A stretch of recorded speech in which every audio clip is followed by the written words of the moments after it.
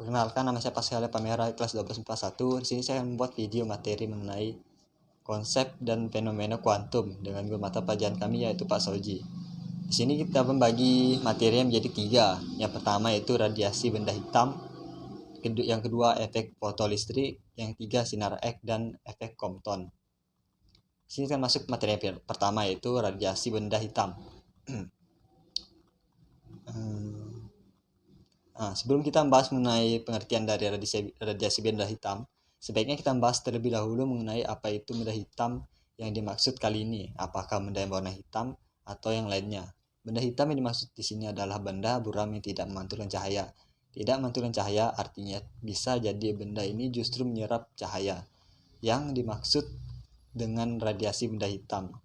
Radiasi benda hitam adalah sebuah radiasi elektromagnetik termal yang terjadi dalam atau di sekitar benda dalam keadaan setimbangan termodinamika dengan lingkungannya atau saat ada proses pelepasan dari benda hitam tersebut.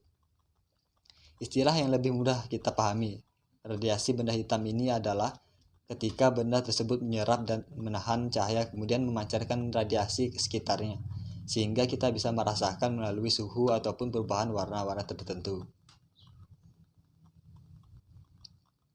Nah, sifat-sifat radiasi benda hitam yaitu ada 2. Yang pertama, spektrum benda hitam bersifat tetap dan memiliki puncak pada panjang gelombang tertentu.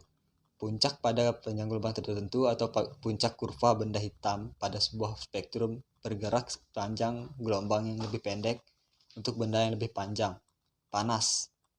Benda hitam yang lebih panas, panjang gelombangnya akan lebih biru daripada pancaran puncaknya. Dan sifat yang kedua yaitu benda hitam yang lebih panas akan memancarkan yang lebih banyak memenuhi seluruh panjang gelombang. Hal ini berarti apabila kita membandingkan dua benda hitam tanpa melihat panjang gelombangnya, benda hitam yang lebih panas akan mengeluarkan lebih banyak cahaya daripada benda hitam yang lebih dingin. Selanjutnya kita akan masuk ke hukum mengenai radiasi benda hitam.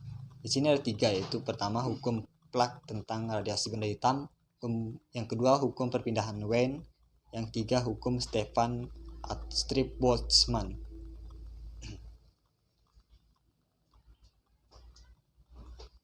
Nah, jadi pertama kita masuki ke hukum pertama yaitu hukum Planck tentang radiasi benda hitam.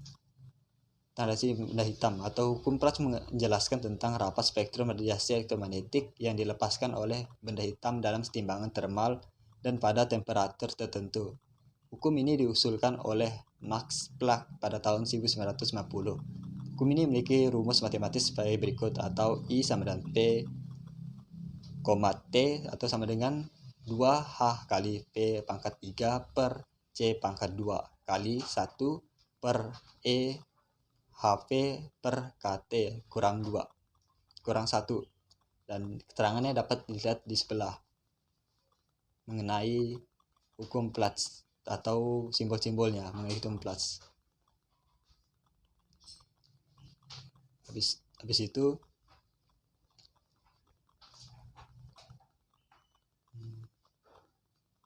contoh soalnya yaitu sebuah material dengan luas permukaan 100 cm bersuhu 530 Celcius dan emisivitas benda sebesar 0,4.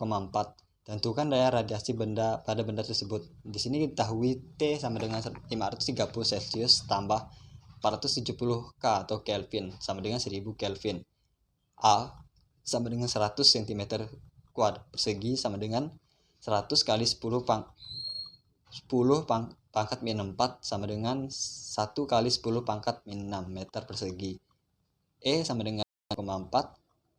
O sama dengan 5,67 kali 10 pangkat min 8 atau watt per meter persegi K Kelvin.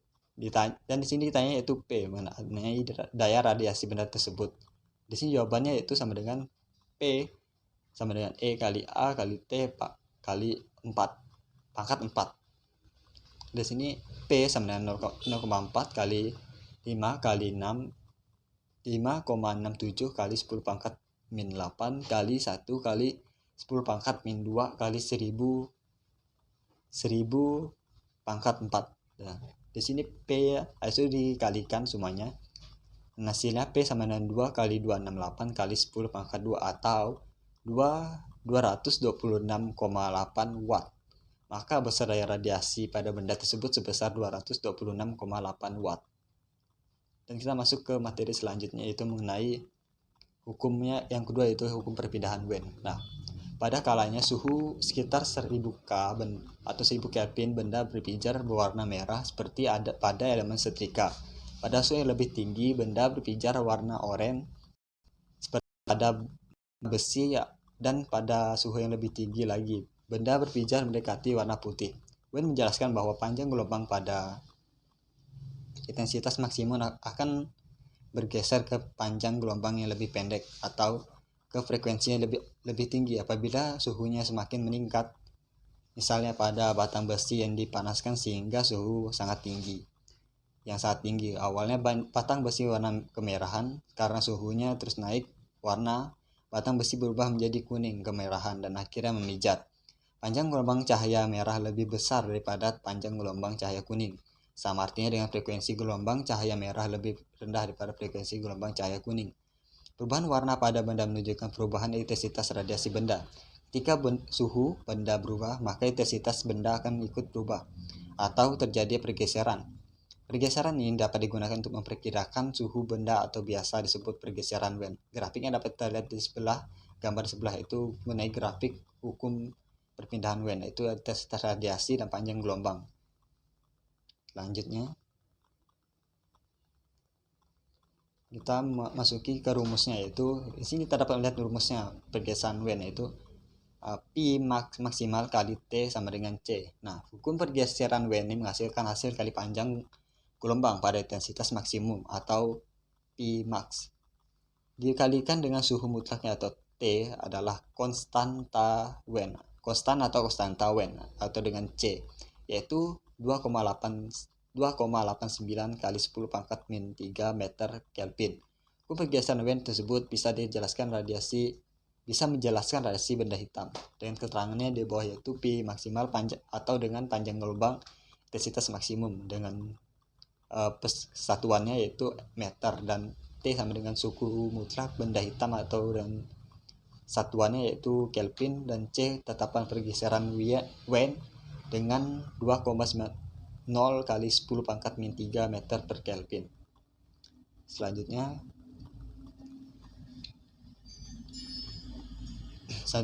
kita masuk ke dalam contoh soal, yaitu permukaan sebuah kaca suhu 64 derajat Celcius meradiasi gelombang elektromagnetik.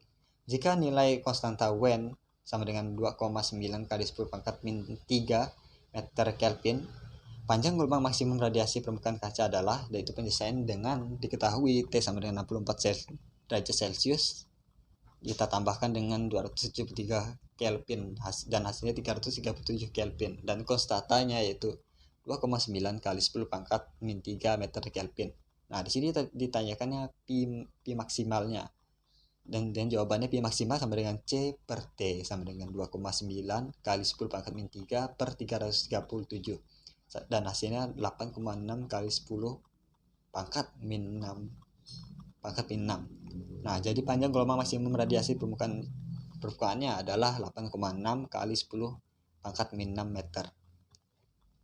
Dan kita masuk ke hukum yang ketiga, yaitu hukum Stefan Boltzmann. Joseph Stefan dan Ludwig Boltzmann telah melakukan pengukuran laju energi kalor radiasi yang dipancarkan oleh permukaan suatu benda. Hasil ini didapatkan selanjutnya dikenal sebagai hukum Stefan Boltzmann, yang berbunyi energi yang dipancar oleh suatu permukaan benda dalam bentuk radiasi kalor persatuan waktu sebanding dengan luas permukaan dan sebanding dengan 4 suhu mutlak permukaan itu. Dengan rumus pada di bawah itu yaitu mengenai hukum Stefan Boltzmann, yaitu sama dengan P sama dengan Q per T atau sama dengan O kali A kali T pangkat 4 atau dengan sebelah, atau dapat dibagi lagi menjadi suhu rumus yang berada sebelahnya. Dan dapat kita lihat contoh mengenai hukum Stefan Boltzmann ada pada gambar sebelah, dan juga mengenai terang-terangan tentang rumus-rumusnya juga. Dan kita masuki ke contoh soalnya. Contoh soalnya itu suatu benda bersuhu 227 derajat Celcius dengan daya radiasi pancarkan 1000 Joule per second. Kemudian benda tersebut dinaikkan suhu menjadi 727 derajat Celcius. Berapa daya radiasi setelah dinaikkan suhunya?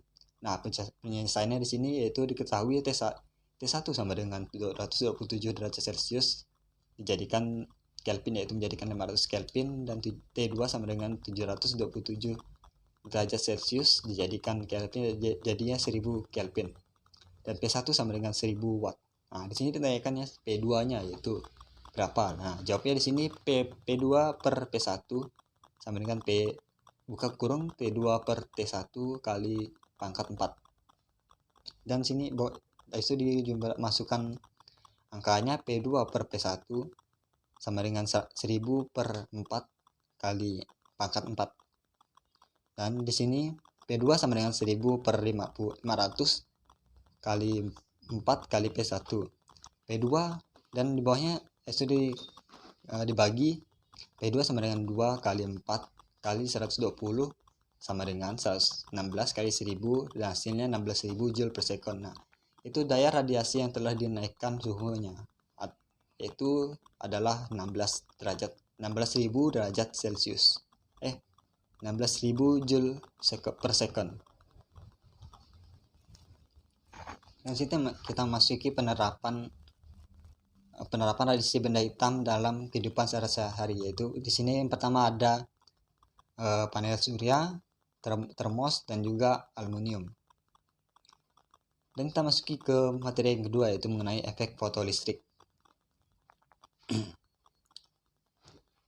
Mengenai efek fotolistrik, di sini kita dapat lihat pada gambar sebelah, yaitu mengenai cahaya yang masuk menjadikan sebuah listrik. Itulah namanya efek fotolistrik, atau dengan efek fotolistrik adalah pengeluaran elektron dari suatu permukaan atau biasanya logam ketika permukaan itu dikenai dan menyerap radiasi elektromagnetik seperti cahaya tampak dan radiasi ultra ungu yang berada di atas frekuensi ambang tergantung pada jenis permukaan. Istilah lama untuk efek fotolistrik adalah efek Hertz yang saat ini tidak digunakan lagi.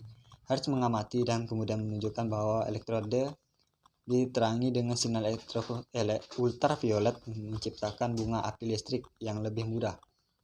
Efek fotolistrik membutuhkan foton yang lebih dengan energi dari beberapa elektron volt sampai lebih dari 1 MeV, unsur yang nomor atomnya tinggi. Studi efek fotolistrik menyebabkan langkah-langkah penting dalam memahami sifat kuantum cahaya elektron dan mengaruhi pembentukan konsep dualitas gelombang partikel.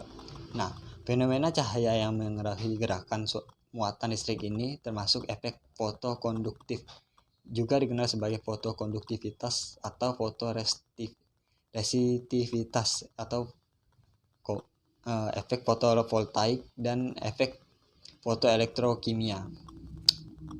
Dan kita sini masuki beberapa dari rumus-rumus peristiwa efek fotolistrik yang kita dapat mengetahui beberapa antara lain, yaitu rumus-rumusnya, yaitu pertama rumus energi kinetik atau efek fotolistrik yang dapat kita lihat pada grafik di sebelah, dan juga rumusnya pada di bawah, yaitu EK sama dengan E kali P kali O. Dan rumus yang kedua itu rumus frekuensi ambang. Grafiknya dapat kita lihat pada sebelah, yaitu dengan rumusnya di bawah, yaitu FO sama dengan O per H. Dan kita akan masuki ke rumus yang ketiga mengenai efek fotolistrik ini, yaitu rumus energi kinetik atau teori kuantum. Dapat kita lihat pada grafik di sebelah mengenai rumus tersebut, dapat kita lihat pada bawahnya, yaitu disederhanakan energi kinetik sama dengan H buka kurung kali buka kurung F kurang F0. Dan itu rumus keempat, yaitu rumus panjang gelombang. Dapat kita lihat pada contohnya pada gambar sebelah, dengan rumus PO sama dengan C sama dengan per FO atau sama dengan H kali C per O. Itulah rumus yang keempat mengenai rumus panjang gelombang. Dan kita masuki ke contoh soalnya. Dengan contoh soalnya, yaitu frekuensi ambang sebuah logam sebesar 8,0 kali 10 pangkat min 14 Hz Logam tersebut disinari dengan cahaya yang memiliki frekuensi 10 pangkat 15 Hz. Jika tetapan Planck 6,6 kali 10 pangkat 14 Joule second, tentukan energi elektron yang terlepas dari permukaan logam tersebut. Di sini penyelesaian yaitu diketahui F0 sama dengan 8,0 kali 10 pangkat 14 Hz, F sama dengan 10 pangkat 15 Hz, H sama dengan 6,6 kali 10 pangkat 34 Joule per second. Nah, di sini ditanyakan yaitu EK-nya. Dan pembahasannya yaitu EK sama dengan H kali F dikurang H kali F0. Nah, itu bawahnya 6 kali 6 kali 10, 6,6 kali 10 pangkat min 3 min pangkat min 34 pangkat min 34 kali 10 buka kurung 10 pangkat 15 dikurang 8,0 kali 10 pangkat 14, dan di sini hasilnya EK-nya yaitu sama dengan 1,32 kali 10 pangkat min 19 Joule. Itulah hasil dari contoh soal tersebut. Dan sini kita masuk ke dalam penerapan efek fotolistrik dalam kehidupan sehari-hari, yaitu ada kalkulator, mesin fotokopi, dan juga kamera digital. Dan kita masuki ke materi yang ketiga, yaitu sinar X dan efek Compton.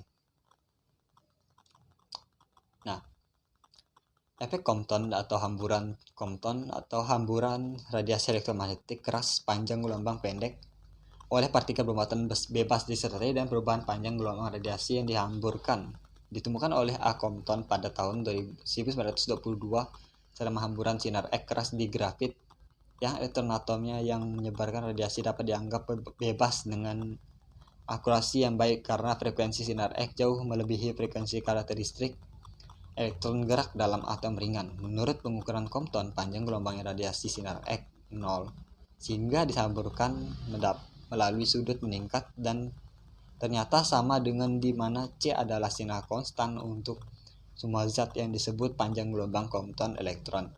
Nilai C sama dengan pangkat 2pi sama dengan 3,86159268 kali 10 pangkat min 11 cm. Lebih sering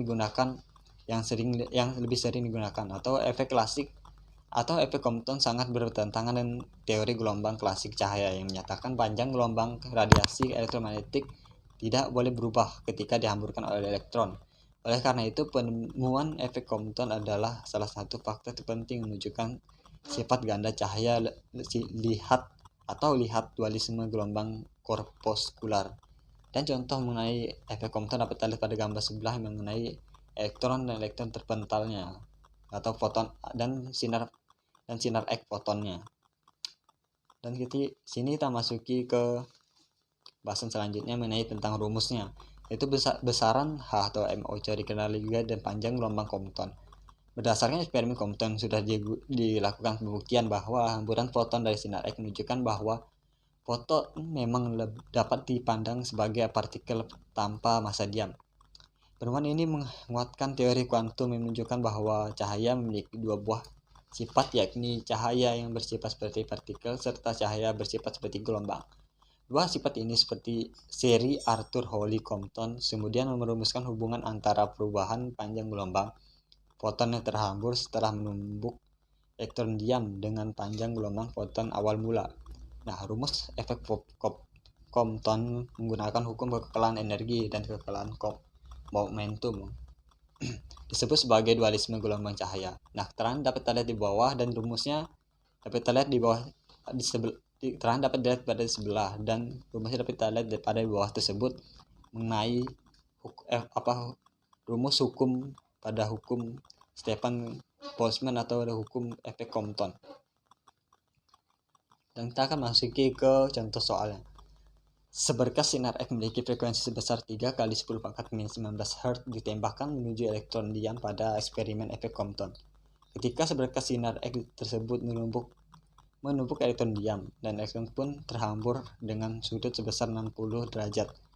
Jika diketahui bahwa besar massa diam elektron MO sebesar 9,1 kali 10 pangkat min 3 kg dengan kecepatan cahaya C sebesar 3 kali 10 pangkat 8 meter per sekon dan H sama dengan 6,62 kali 10 pangkat min 3 Joule per sekon, Tentukan frekuensi sinar X yang terhambur. Di sini penyelesaiannya yaitu diketahui F-nya sama dengan 3 kali 10 pangkat 19 Hz, H sama dengan 6,625 kali 10 pangkat min 3 Joule per second, M0 sama dengan 9 kali 1 kali 10 pangkat min 3 kg, dan C sama dengan 3 kali 10 pangkat 8 mil meter per second, dan E sama dengan 6 derajat. Di sini ditanyakan yaitu F-nya yaitu dan jawabnya itu pi kurang pi sama dengan H kurang 6 H per M0 kali C kali 1 kurang cos E, dan hasilnya dapat kita lihat yaitu hasilnya frekuensi foton dari sinar dari semua langkah-langkah tersebut yaitu sinar X yang terhambur pada numpuk elektron diam sebesar 2,6 kali 6,676 kali 10 pangkat 19 Hz. Di sini penerapan sinar X dan efek Compton dalam kehidupan sehari-hari. Di sini ada sinar X dan juga sebuah teleskop yang menggunakan efek Compton. Sekian dari saya Pascal Pamera, yaitu mengenai materi tentang konsep dan fenomena kuantum. Bila ada kesalahan dalam kata, saya mohon maaf. Saya Pascal Pamera dari kelas 12 kelas 1. Sekian, terima kasih.